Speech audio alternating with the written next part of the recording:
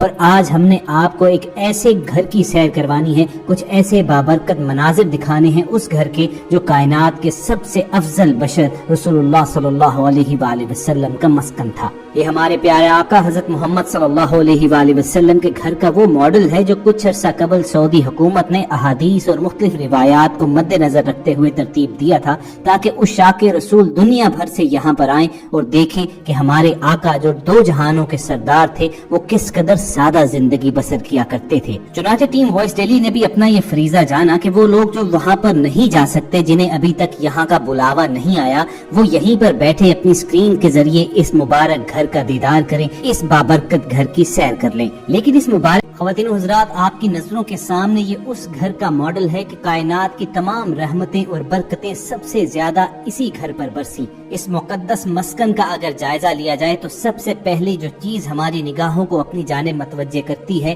وہ ہے اس گھر کی سادگی۔ ایک لمحے کو تصور کریں کہ ہمارے پیارے آقا کے زمان و مکان جن کی دسترس میں تھے، جو نہ صرف اس ظاہری جہاں بلکہ دوسرے جہانوں کے بھی سردار تھے، اور اگر مختصراً کہا جائے تو وجہ تخلیق کائنات تھے، تو وہ اس دنیاوی زندگی کو کیا حیثیت دیتے تھے۔ سب سے پہلا منظر جو آپ کی اسکرین پر ہم شیئر کر رہے ہیں، اس سے آپ کو اندازہ ہوگا کہ رسول اللہ صلی اللہ علیہ وآلہ وسلم کے گھر کی ساخت کیسی تھی، اس کا سٹرکچر اور اس کا ڈیزائن کیسا تھا۔ اگر آپ اس ماڈل ہاؤس کا جائزہ لیں تو آپ کو معلوم ہوگا کہ گھر کے مرکزی دروازے یعنی داخلی راستے کے بالکل ساتھ ایک چھوٹا سا احاطہ تھا، جس کے ایک کونے پر ایک چارپائی اور زمین پر ایک تلائی بچھی ہوئی تھی، اور روایات یہ بتاتی ہیں کہ یہی وہ بابرکت کونا تھا جہاں ہمارے پیارے آقا حضرت محمد صلی اللہ علیہ وآلہ وسلم واپس آنے کے بعد استراحت فرمایا کرتے تھے، یعنی آرام کرتے تھے۔ اسی احاطے کے دوسرے کونے پر کھانا پکانے کے برتن وغیرہ اور آٹا پیسنے کے آلات وغیرہ پڑے ہوتے تھے، اور اس کے کونے پر پانی کا ایک کچا گھڑا پڑا ہوتا تھا جس میں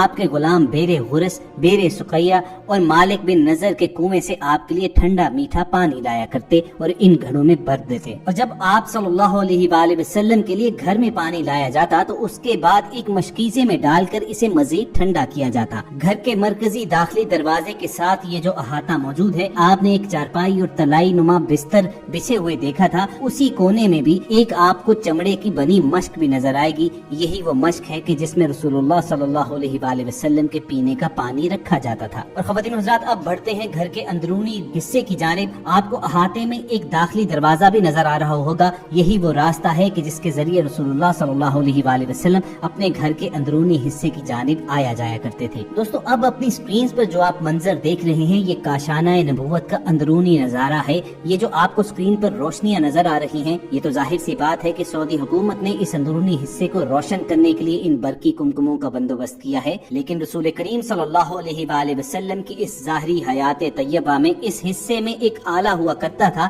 جن میں چراغ دھرا جاتا تھا جو سرے شام جلا دیا جاتا۔ اس حصے کی کچی چار دیواری میں آپ کو نظر آ رہا ہوگا کہ فرش پر کھجور کی چٹائیاں دھری ہوئی ہیں۔ ان چٹائیوں کی ایک جانب چارپائی نما ایک چیز پڑی ہے جن پر استراحت فرمانے کا انتظام ہے، اور ساتھ ہی زمین پر ٹاٹ دھرا ہوا ہے۔ کائنات کے سب سے افضل بشر، دو جہانوں کے سردار ہمارے پیارے آقا محمد صلی اللہ علیہ وآلہ وسلم کی یہ عادت مبارکہ تھی کہ وہ نرم بستر پسند نہیں فرمایا کرتے تھے، اور اکثر اوقات عبادات کرنے کے بعد آپ زمین پر ہی لیٹے رہتے۔ اور ذرا آقا صلی اللہ علیہ وآلہ وسلم کے اس گھر کے اندرونی حصے کی چھت کا نظارہ کیجئے کہ ان پر کھجوروں کی چھال دھر کر اس پر سائے اور پردے کا انتظام فرمایا گیا ہے۔ کاشانہ نبوت کے اندرونی حصے کا جائزہ لیتے ہوئے اگر آپ سامنے دیکھیں تو آپ کو دیوار کے ساتھ کھجور کی کچھ خشک شاخیں پڑی ہوئی نظر آئیں گی، اس کے ساتھ ہی اناج سٹور کرنے کا ایک چھوٹا سا برتن، اس کے ساتھ رسول پاک صلی اللہ علیہ وآلہ وسلم کا اس زمانے میں عصا دھرا ہوتا تھا،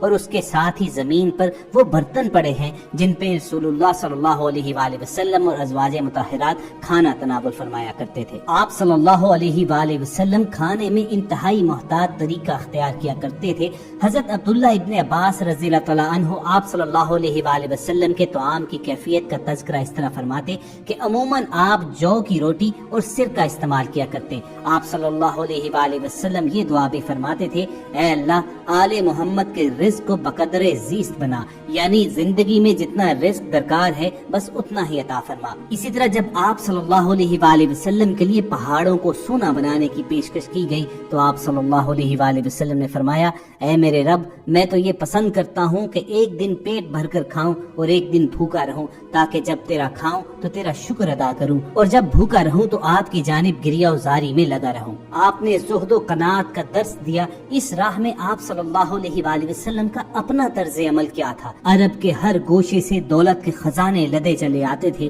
مگر شہنشاہ عرب و عجم رسول اللہ صلی اللہ علیہ وآلہ وسلم کے کاشانہ نبوت میں وہی فقر و فاقہ ہوتا تھا۔ حضرت صلی اللہ علیہ وآلہ وسلم کے پردہ فرمانے کے بعد حضرت عائشہ صدیقہ رضی اللہ تعالی عنہا فرمایا کرتی تھی کہ حضور اس دنیا سے پردہ فرما گئے، مگر 2 وقت بھی سیر ہو کر آپ صلی اللہ علیہ وآلہ وسلم نے کھانا نہ کھایا۔ آپ رضی اللہ تعالی عنہا بیان کرتی ہیں کہ جب آپ صلی اللہ علیہ وآلہ وسلم کا وصال ہوا تو گھر میں اس دن کے کھانے کے لیے تھوڑے سے جو کے سوا کچھ موجود نہ تھا، اور چند سیر جو کے بدلے آپ صلی اللہ علیہ وآلہ وسلم کی زرہ ایک یہودی کے ہاں رہن رکھی گئی تھی۔ تو خواتین و حضرات، یہ تو تھا ہمارے پیارے آقا حضرت محمد صلی اللہ علیہ وآلہ وسلم کے طعام کا عالم۔ آپ اپنی سکرین پر رسول اللہ صلی اللہ علیہ وآلہ وسلم کے اس ماڈل ہاؤس کے اندرونی حصے کا نظارہ کر چکے ہیں۔ آپ نے بستر دیکھا کہ کتنا سادہ بچھونا تھا۔ رسول اللہ صلی اللہ علیہ وآلہ وسلم کے بچھونے کی کیفیت بیان کرتے ہوئے حضرت ابن مسعود رضی اللہ تعالیٰ عنہ کہتے ہیں کہ ایک دفعہ آپ صلی اللہ علیہ وآلہ وسلم نے ایسی چٹائی پر آرام کیا جس سے آپ کے جسم مبارک پر کچھ نشانات پڑ گئے۔ ابن مسعود سے رہا نہ گیا، وہ بول پڑے کہ اگر آپ صلی اللہ علیہ وآلہ وسلم اجازت دیں تو میں نرم چٹائی بچھا دوں۔ تو آپ صلی اللہ علیہ وآلہ وسلم نے فرمایا، میرے لیے دنیا کی کیا ضرورت؟ میری اور دنیا کی مثال اس مسافر کی طرح ہے جو گرما کے زمانے میں سفر کر رہا ہو اور تھوڑی دیر کے لیے درخت کے سائے میں آرام کیا اور چل دیا۔ اسی طرح کے الفاظ آپ صلی اللہ علیہ وآلہ وسلم سے اس وقت بھی روایت کیے گئے ہیں جب حضرت عائشہ صدیقہ رضی اللہ تعالی عنہا نے آپ صلی اللہ علیہ وآلہ وسلم کے لیے نرم بستر بچھا دیا تھا۔ آپ کے بستر کی کیفیت حضرت عائشہ رضی اللہ تعالی عنہا یوں بیان فرماتی ہیں کہ آپ صلی اللہ علیہ وآلہ وسلم کا بستر چمڑے کا تھا جس میں کھجور کے پتے بھر دیے جاتے تھے۔ آقا صلی اللہ علیہ وآلہ وسلم کی گھریلو زندگی کیسی تھی؟ گھر کی 4 دیواری کے اندر آپ کے معمولات کیا تھے اور دینی اور دنیاوی معاملات میں آپ نے کیسے توازن قائم کیا؟ اس کے متعلق بہت سی احادیث روایت ہوئی ہیں۔ انہی میں سے ایک روایت ہے کہ بعض صحابہ آپس میں گفتگو کر رہے تھے کہ رسول اللہ صلی اللہ علیہ وآلہ وسلم کی گھر سے باہر کی زندگی تو ہمارے سامنے ہے،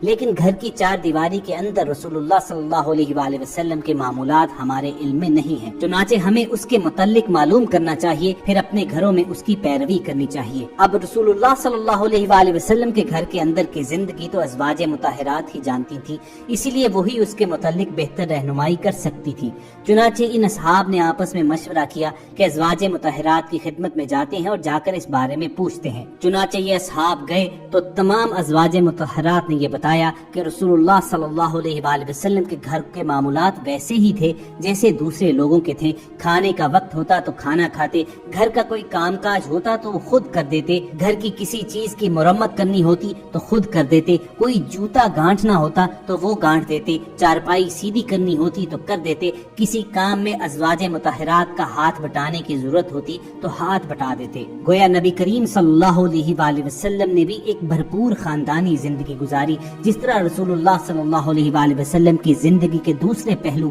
ہمارے لیے آئیڈیل ہیں، اسی طرح خاندانی معاملات میں آپ کی خانگی زندگی بھی ہمارے لیے مشعل راہ ہے۔ ہم نے ہر معاملے میں جناب رسول اللہ صلی اللہ علیہ وآلہ وسلم کی زندگی کو دیکھنا ہے اور انہی کی طرز زندگی کی پیروی کرنی ہے۔ اللہ رب العزت نے قرآن کریم کی سورۃ الاحزاب میں یہی بات فرمائی ہے کہ تمہارے لیے رسول اللہ صلی اللہ علیہ وآلہ وسلم کی ذات بہترین نمونہ ہے۔ ہمارے پیارے آقا محمد صلی اللہ علیہ وآلہ وسلم کی سیرت مبارکہ در حقیقت قرآن پاک کی عملی تفسیر ہے۔ جو کچھ قرآن میں ہے وہ سب مجسم ہو کر آپ صلی اللہ علیہ وآلہ وسلم کی زندگی میں نظر آیا۔ چنانچہ چند صحابی حضرت عائشہ صدیقہ کی خدمت میں حاضر ہوئے اور عرض کی، یا ام المومنین رضی اللہ تعالی عنہا، حضور صلی اللہ علیہ وآلہ وسلم کے اخلاق بیان فرمائیے۔ ام المومنین رضی اللہ تعالی عنہا نے فرمایا، کیا تم نے قرآن نہیں پڑھا؟ یعنی قرآن الفاظ و عبارت ہے اور محمد رسول اللہ صلی اللہ علیہ وآلہ وسلم کی زندگی اس کی عملی تفسیر۔ وائس ڈیلی کی اس ویڈیو سیشن میں ہم نے یہ کوشش کی کہ آپ تک رسول اللہ صلی اللہ علیہ وآلہ وسلم کی خانگی زندگی اور اس کے ساتھ ساتھ آپ کے گھریلو معاملات بھی آپ تک پہنچائے جائیں۔ امید کرتے ہیں کہ ہم اپنی اس کوشش میں کامیاب ضرور ہوئے ہوں گے۔ آخر میں آئیے دعا کیجئے کہ اللہ تعالی ہمیں بھی اپنی زندگیاں رسول اللہ صلی اللہ علیہ وآلہ وسلم کی حیات مبارکہ کی طرح ڈھالنے کی سعادت نصیب فرمائے۔ اگر آپ آپ کے دل کی بھی یہی صدا ہے تو کمنٹ سیکشن میں آمین ضرور لکھیے گا، کو لائک کر کے ایک صدقہ جاریہ کے طور پر دوسرے لوگوں کے ساتھ شیئر بھی کیجیے گا۔ کوشش ہوگی کہ کسی ایسی ہی انفارمیٹیو سیشن میں دوبارہ آپ سے ملاقات ہو۔ اپنا اور ارد گرد کے